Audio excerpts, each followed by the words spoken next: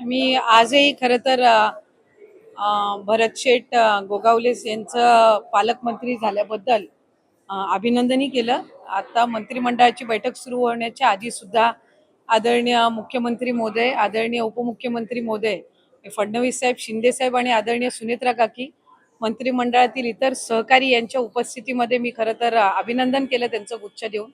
आणि रायगड जिल्ह्याच्या विकासासाठी महायुतीचं सरकार तर कटिबद्ध आहेच, पण त्याचबरोबर आज पालकमंत्री पदाची जबाबदारी त्यांच्यावर असताना महायुतीची एक सहकारी मंत्री म्हणून आम्ही दोघंही आणि इतर जे महायुतीचे आमदार आहेत, खासदार आहेत, आम्ही सगळेच रायगड जिल्हा अधिकाधिक प्रगतिशील करण्याच्या दृष्टिकोनातून आदरणीय देवेंद्रजी फडणवीस साहेब, आदरणीय शिंदे साहेब आणि आदरणीय सुनेत्रा काकींच्या मार्गदर्शनाखाली पुढे काम करत राहू. हा, नाही असं काही नाही झालेलं आहे. हा, बोला. मला माहित नाही, मी ती त्यांची स्टेटमेंट काही ऐकली नाही. पण महायुतीच्या सरकारमध्ये आम्ही मंत्री म्हणून काम करत असताना एखादे 2 जिल्हे हे प्रलंबित कालावधीसाठी पालकमंत्र्यापासून वंचित राहणं हे कुठे ना कुठेतरी योग्य नाही. मधल्या कालावधीमध्ये आदरणीय फडणवीस साहेब असतील, आदरणीय शिंदे साहेब असतील, आदरणीय सुनेत्रा काकींच्या उपस्थितीमध्ये महायुतीच्या समन्वयाची बैठक सुद्धा पार पडली.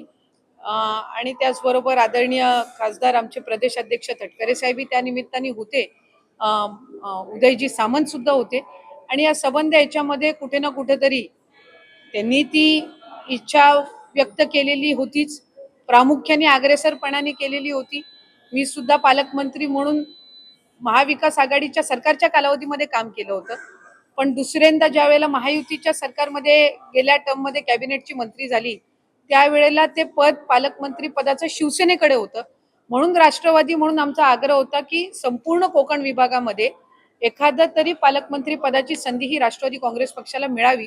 पण महायुती आणि महायुतीचे आमचे तिन्ही नेते यांनी जी भूमिका घेतलेली आहे, त्यांच्या मार्गदर्शनाखाली काम करण्याचं जी भूमिका आहे आणि इच्छा आहे ती आम्ही सगळ्यांनी वर्तवलेली आहे. आणि जो त्या तिघांनी निर्णय घेतलेला आहे तो आम्हाला मान्य आहे. शेवटी आज माझ्यासाठी मी महायुतीच्या सरकारमध्ये एक मंत्री म्हणून, एक सहकारी मंत्री म्हणून काम करणं, जिल्ह्यामध्ये एक मंत्री म्हणून, एक लोकप्रतिनिधी म्हणून काम करणं, ही सुद्धा तितकीशीच जबाबदारी ही माझी सुद्धा त्या निमित्ताने आहे. त्यामुळे पालकमंत्री पद हा एक भाग झाला, ते काही सर्वस्व येत नाही की त्याच्यातून आम्ही महायुतीमध्ये वाद करत राहावे. आणि आदरणीय आमचे तिन्ही जे महायुतीचे राज्यातले नेते आहेत यांच्या मार्गदर्शनाखाली रायगड जिल्हा आम्हाला अधिकाधिक पुढे न्यायचा आहे. आणि कुठे ना कुठेतरी जिल्ह्याच्या विकासामध्ये किंवा इतर काही महायुतीच्या कामकाजामध्ये कुठेही बाधा येऊ नये या दृष्टिकोनातून एक व्यापक विचार करून जे काही आमचे तिन्ही नेतृत्व निर्णय घेतील त्यामध्ये आम्ही ते निर्णय मान्य करण्याच्या दृष्टिकोनातून भूमिका घेतलेली आहे.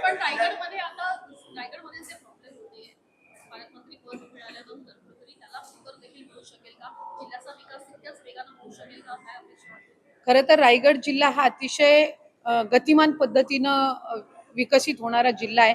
औद्योगिक क्षेत्र सुद्धा तिथं आहे, पर्यटन सुद्धा मोठ्या प्रमाणामध्ये आहे, अनेक पोर्ट सुद्धा तिथे विकसित होत आहेत. पण त्याचबरोबर जे आंतरराष्ट्रीय विमानतळ आहे हे प्रामुख्याने रायगड जिल्ह्याच्या हद्दीत आहे. आता आदरणीय मुख्यमंत्री देवेंद्र फडणवीस साहेबांनी काही दिवसापूर्वी घोषणा केली की 3री मुंबई जी आहे याचा विस्तार असेल, वेगवेगळ्या उद्योगांना चालना देण्याच्या दृष्टिकोनातून रोजगार निर्मिती असेल, ही रायगड जिल्ह्यामध्ये होणार आहे.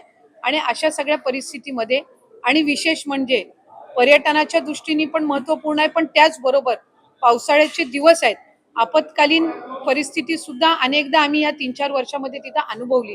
या सगळ्या याच्यामध्ये त्या सर्व गोष्टींकडे मला वाटतं लक्ष केंद्रित करणं हे गरजेचं आहे.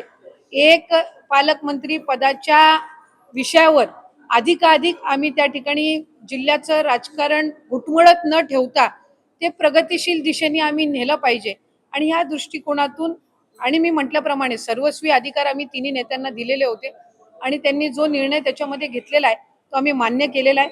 भरत शेठ गोगावले हे माझे मंत्रिमंडळातील सुद्धा सहकारी आहेत, जिल्ह्याचे पालकमंत्री सुद्धा आहेत.